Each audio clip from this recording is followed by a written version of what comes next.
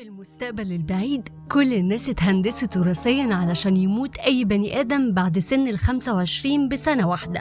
خلال الوقت ده اللي بيشتغل أكتر بيقدر يعيش وقت أكتر عن 25 سنة. في الوقت ده العملة بتتقاس بالوقت، يعني بتاكل وبتشرب بالوقت. علشان كده في الزمن ده الفقراء بيموتوا بسرعة، وكل الحاجات دي بتكون محسوبة على ساعة في إيد كل واحد موجودة من أول ما بيتولد لحد ما بيموت. كمان لو عايز تروح من المدينة اللي انت فيها لمدينة تانية بتدفع شهر من عمرك أو أكتر.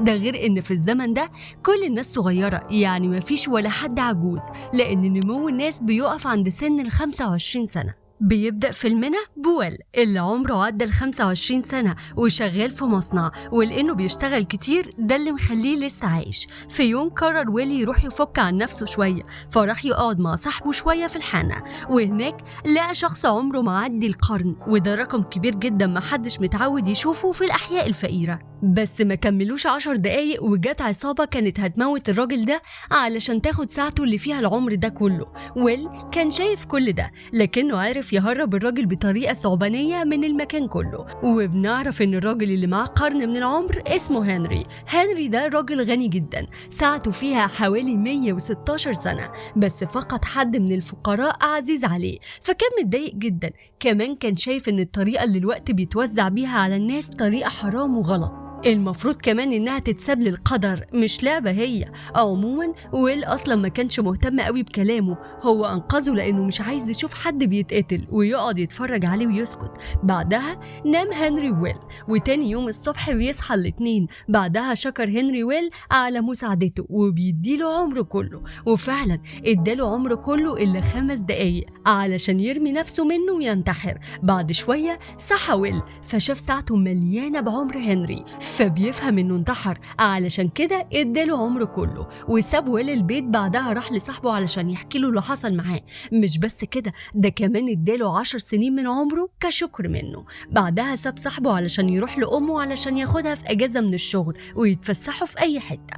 في الوقت ده امه كانت طالعة من الشغل ولقت ان ساعتها ما فيهاش غير ساعة ونص بس، وده ما يكفيش اصلا وقت مواصلة من هنا لبيتها. كمان الطريق من الشغل للبيت مدته 2 ساعة مشي، ففضلت تجري علشان توصل لابنها. في الوقت ده ويل حس ان امه اتأخرت، ففهم ان في حاجة غلط وفضل يجري علشان يلحقها لو في مشكلة، ولحقها فعلا. لكن الوقت كان عدى وماتت امه، وبنعرف ان اللي بيموت مش بينفع خالص تديله من عمرك، فقرر انه يسيب المدينة ويروح لمكان تاني. المكان ده معروف انه للاغنياء فقط، فعلشان يروحوا دفع تقريبا 1 سنة و3 شهور من عمره. وبنعرف ان هدف ويل من الرحلة دي انه ينتقم من الاغنياء عن طريق انه ياخد وقتهم، لانهم بيدوا العمال بتوعهم راتب صغير جدا، وده السبب اللي خلى امه تموت بسبب الراتب الصغير اللي كانت بتاخده. واول حاجة فكر يعملها علشان يسحب من الاغنياء فلوسهم هو انه يروح صالة قمار، لانه كان حريف في اللعبة دي، وبدأ يلعب مع الاغنياء كتير لحد ما بقى عنده 1000 سنة، وده يعتبر رقم كبير جدا عمر ما ويل وصل له. من ضمن الأغنياء اللي ويل قابلهم واحد اسمه فيليب وايس، عنده بنت اسمها سيلفيا. كان باين جدا على ويل انه معجب بيها. في الوقت ده فيليب كان معجب جدا بدماغ ويل لانه شاطر جدا في اللعب، فعزمه على حفلة في القصر بتاعه تاني يوم. ويل ما صدق وراح الحفلة، ومرة ورا التانية ويل وسيلفيا حبوا بعض.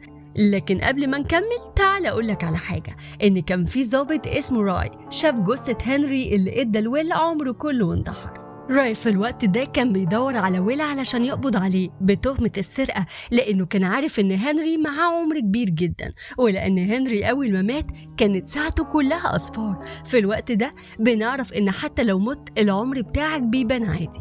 وبيفضل راي يتتبع ويل بيصرف كام وفين، وكان معاه خطوة بخطوة، لحد ما في يوم عارف إن ويل موجود في بيت فيليب، فراح يطب عليه. فعلا لما وصل قابل ويل وسأله جبت منين الوقت ده كله. ويل ما كدبش خبر وحكاله كل اللي حصل بصراحة. وفجأة راي أخد كل الوقت بتاع ويل علشان يتحفظ عليه، وما سابلوش غير 2 ساعة بس.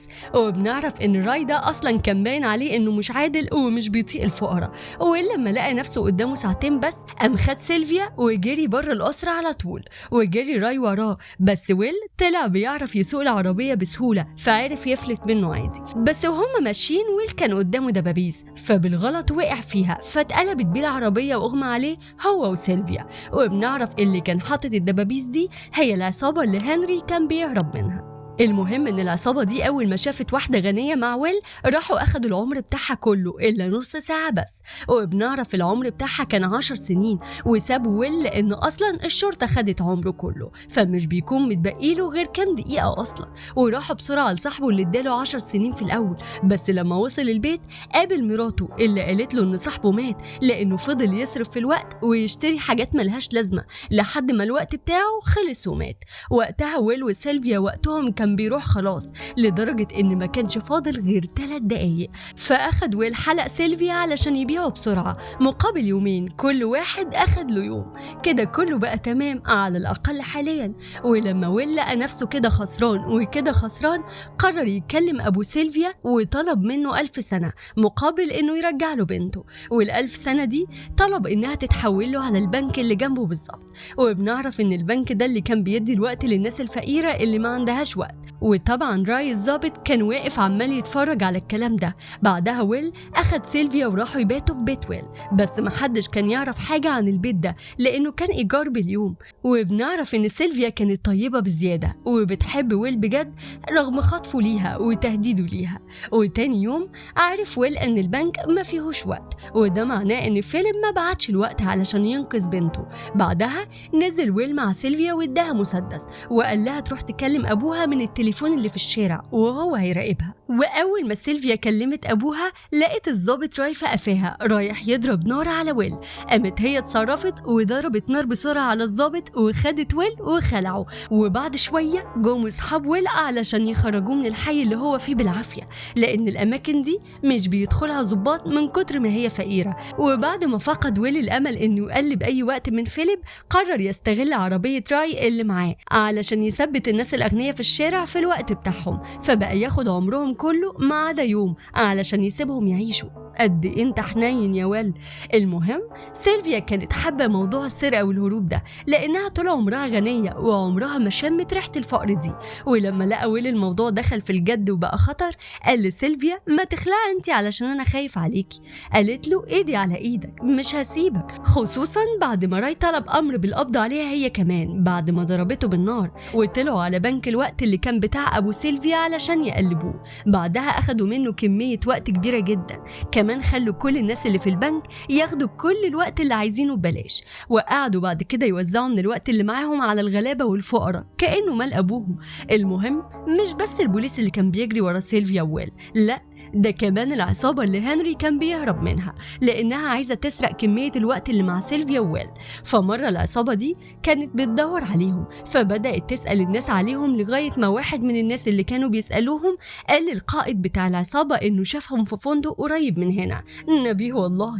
المهم اتحركت العصابة للفندق، وفعلا لقوا ويل وسيلفيا هناك وعينك ما تشوف إلا النور. ثبتوهم هما الاتنين، بس بنعرف إن القائد ده مجرم بس حنين، مش بيقتل حد ولا بيسرقه، بس بيقتلوا لحد ما حد بيفوز وبيمشي. القتال ده بيكون عبارة عن مين يقدر يثبت ايد التاني اكتر فيسحب منه كل الوقت، لان انت لو عايز تسحب وقت من حد لازم تفضل ماسك ايده حبة حلوين علشان تسحب منه الوقت اللي انت عايزه. ويل كان شاطر جدا في اللعبة دي لحد ما أخد كل وقت قائد العصابة. في الوقت اللي كلهم قاعدين بيتفرجوا على اللعبة والقائد بتاعهم بيخسر، راح طلع ويل سلاحه وضربهم كلهم. بعدها أخد وقت قائد العصابة وهرب هو وسيلفيا بسرعة. وبعد شوية بعد ما ارتاح سيلفيا وويل لقوا إن الكام سنة اللي بيسرقوها من البنك مش بتأثر قوي، فقرروا يضربوا ضربتهم عن طريق إن سيلفيا خلت ويل يستخبى بين حراس الأمن بتوع أبوها. وبعد شوية ظهر ويل اللي ثبت فيليب وخده على الخزنة بتاعته اللي كان فيها 1,000,000 سنة من الوقت، فأخدها ويل وأخد سيلفيا وخلعه بسرعة. وراي في الوقت ده لقى فيه هبوط مفاجئ في السوق المالية لأن في سنين كتيرة جدا اختفت فجأة من السوق ومحدش فاهم راحت فين.